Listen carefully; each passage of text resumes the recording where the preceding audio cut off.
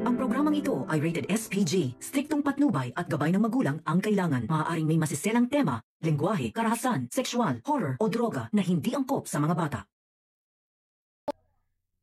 Sa hinaba-haba nga ng laban nila sa korte, ay lumabas na nga ang hatol ng korte na matagal na nilang hinihintay at pinaglalaban. Hinatulan nga ng korte itong si Ino na not guilty. Tama kaya ang naging desisyon ng korte dito laban kay Trixie? Alamin natin. Welcome back sa aking channel. Mga kaganapan sa Lilet Matias. Napaka-intense nga ng mga kaganapan sa Lilet Matias. Lumabas na ang hatol ng korte at napag-alaman nga nila na walang sala nga daw itong si Ino at hinatulan na not guilty na talaga namang ikinasama ng loob nitong si Trixie.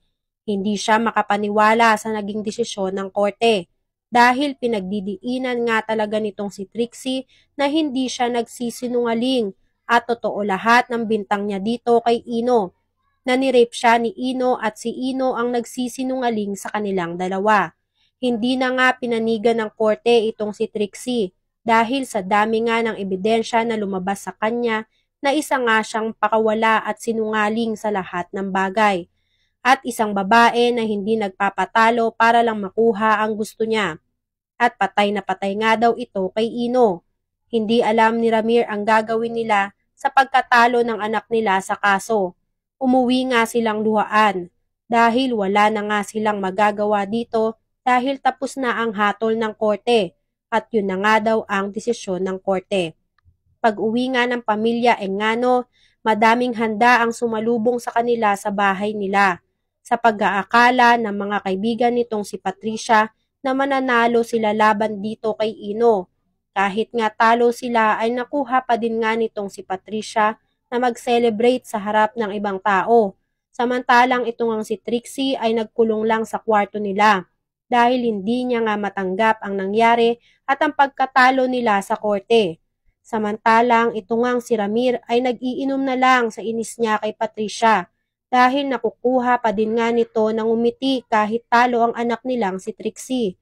Pag-alis nga ng mga bisita nitong si Patricia, nagalit itong si Ramir dahil kaplastikan lang daw ang ginawa ni Patricia at hindi nga daw sila mabait at kalmado sa pamamahay nila.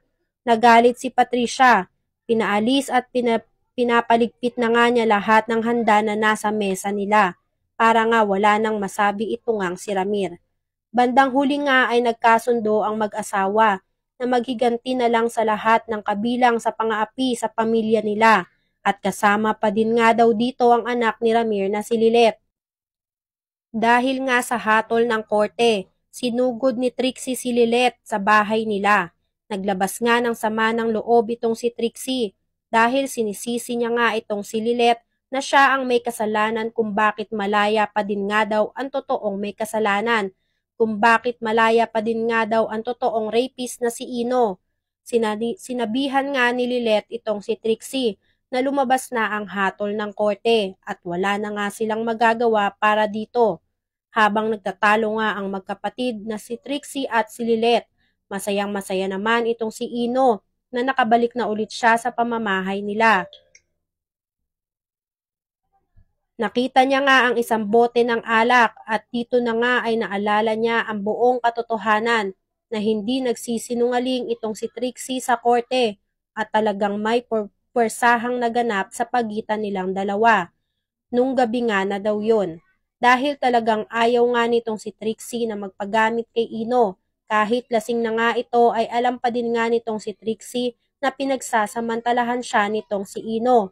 Nagawa nga lahat ng yun ni Ino dahil sa udyok nga ng mga tropa nito na siya na lang nga ang hindi pa nakakaisa sa mga babae at hindi pa daw napapatunayan nitong si Ino na talagang lalaki siya.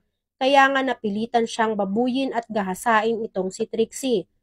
Napaka-intense nga ng mga twist nitong sa Lilet Matias dahil hindi nga porkit party girl ang isang babae ay hindi na siya pwedeng magsabi ng totoo. Kaya naman hihingi nga ng pustisya itong pamilya ng Engano sa nangyari dito kay Trixie. Naglabas naman ng sama ng loob ang dalawang magkapatid. Emosyonal silang pareho na nagharap dahil pumanig nga si Lilet sa mga sinungaling. Todo sorry nga itong si Lilet dito kay Trixie dahil pinaglaban niya nga lang daw ang kung ano ang tama. Kaya na galit nga itong si Trixie kay Lilet dahil lumarap daw siya sa korte hindi bilang kapatid nitong si Lilet, kundi nga isang biktima na nanghihingi ng hustisya. Nagsasaya naman itong si Ino at nagtataka na nga maging ang magulang nga nitong si Ino sa nangyayari dito sa kanya dahil sinusuway na nga sila nito nang biglang umalis nga ito papunta nga sa barkada niya dahil gusto niya nga daw mabuhay sa paraang gusto niya. Winelcome naman siya ng mga barkada niya dahil proud nga daw ang mga ito dahil sa ginawa ni Ino.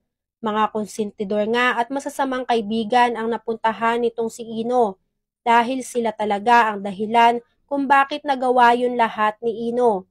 Pagkatapos nga ng pag-uusap ng magkapatid, gulong-gulo na nga itong si Lilet dito sa kung saan siya pumanig at sa naging desisyon ng korte dahil sa mga sinabi nga sa kanya nitong si Trixie. Dahil piling niya nga ay totoo na nga ang mga sinasabi nitong si Trixie sa kanya. Gaya nga ng mga alaala at mga naalala nitong si Ino na totoo ngang nagsasabi ito ng totoo. Kaya kinausap na siya ni Ces at pinaintindi sa kanya lahat ng sitwasyon.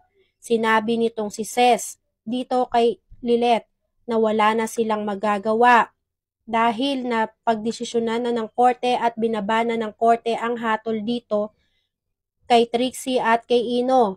At kahit nga ano pang ang mukmok nitong si Lilet dito sa isang tabi ay wala na siyang magagawa kundi ang tanggapin na lang na nanalo nga ang panig nitong sila Ino.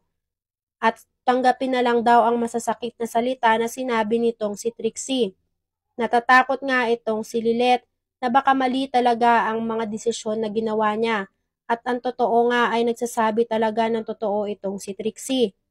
Kaya hindi siya mapakali at hindi siya makatulog dahil sa mga sinabi sa kanya ni Trixie na talagang nagsasabi daw siya ng totoo at hindi bilang isang kapatid ang turing niya doon sa korte, kundi nga dito ay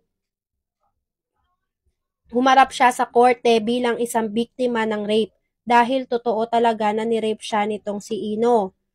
Sinabi ni Ces na wala na silang magagawa at ang aantayin na nga lang daw nitong si Lilet ay ang tamang panahon na umalingasaw daw ang kung sino talaga ang totoong nagsasabi ng totoo sa dalawa, kung si Trixie nga daw o itong si Ino, dahil walang lihim nga daw na hindi nabubunyag, katulad nga daw ng iba, na kahit matagal na nga ang kaso ay nalalaman pa rin nila kung ano ang totoo.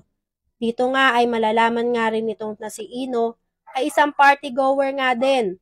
At ito ngang si Trixie ay wasted dahil hindi niya na nga alam ang gagawin niya dahil sa mga desisyon ng korte. Hindi na nga alam nitong si Trixie ang gagawin niya kaya nagmukmok na nga lang siya at umalis. Sino nga ba talaga ang may kasalanan kung bakit nanalo nga itong si Ino? Napakadami nga talaga ng thrill dito sa Lilet Matias. Kaya yan nga ang mga kaganapan dito nga sa Lilet Matias. Kung gusto nyo pa ng mga ganitong klaseng video ay mag-subscribe at i-like itong video na to. Maraming salamat po.